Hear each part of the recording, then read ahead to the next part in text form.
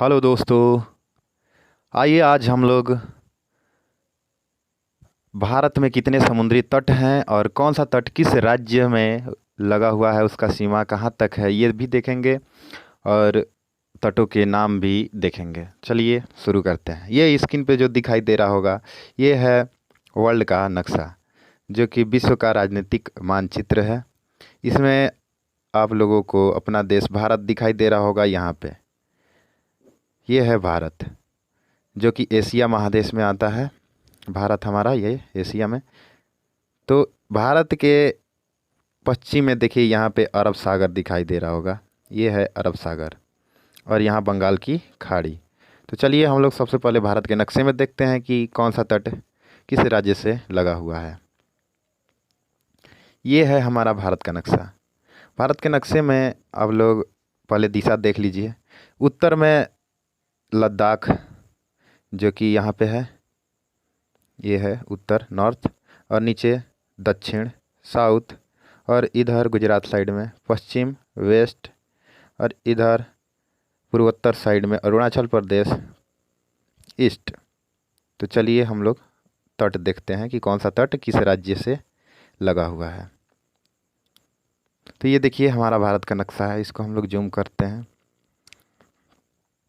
ये देखिए, ये सबसे पहले हम लोग गुजरात को देखेंगे, जो कि यहाँ पे है। गुजरात हमारा भारत देश में पश्चिम की ओर है। ये है गुजरात यहाँ तक। इसी इसके तट को कठियावाड़ तट कहते हैं। गुजरात के तट को क्या कहते हैं? कठियावाड़ तट। ये इसके उत्तर में यहाँ पे कच्छ का रण है, जो कि यहाँ पे है।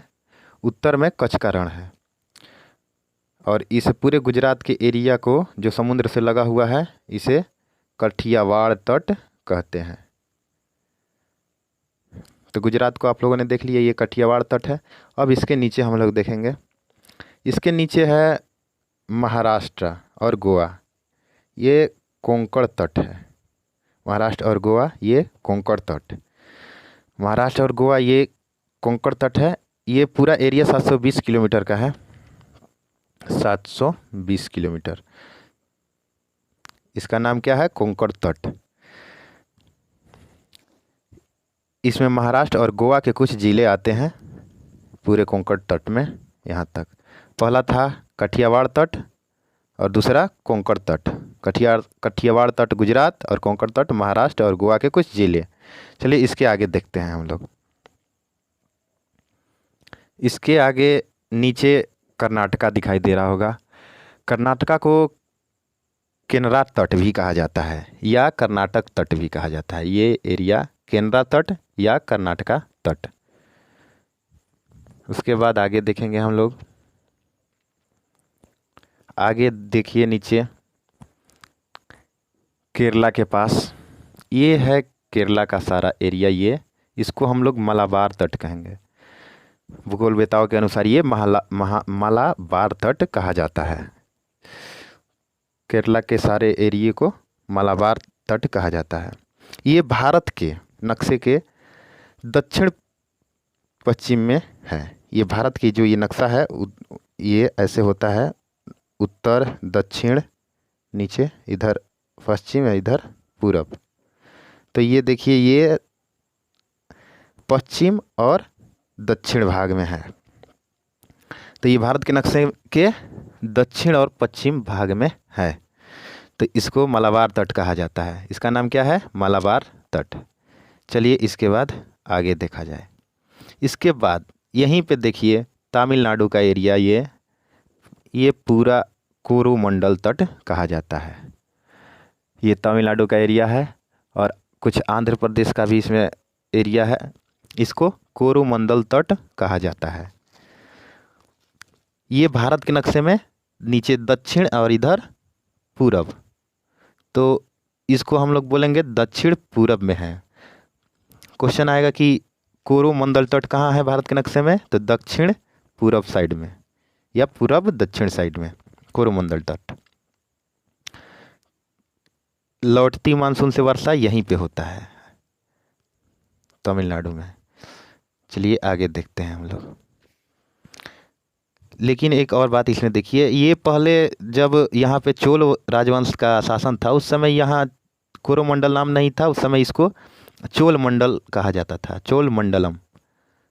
उसके बाद जब पुर्तगाली और फ्रेंच आए तो इसका नाम बदल के कोरोमंडल कर दिए। तो ये था कोरोमंडल तट, तमिलनाडु और आंध्र प्रदेश की सीमा, ये कोरोमंडल तट। इसके अब ऊपर देखिए, इसके ऊपर उत्तरी सरकार का तट है जो कि आंध्र प्रदेश और उड़ीसा का थोड़ा सा सीमा पकड़ते हुए होता है। उत्तरी सरकार का तट ये आंध्र प्रदेश में है और थोड़ा सा उड़ीसा का सीमा में। इसको क्या बोलते हैं? उत्तरी सरकार का तट।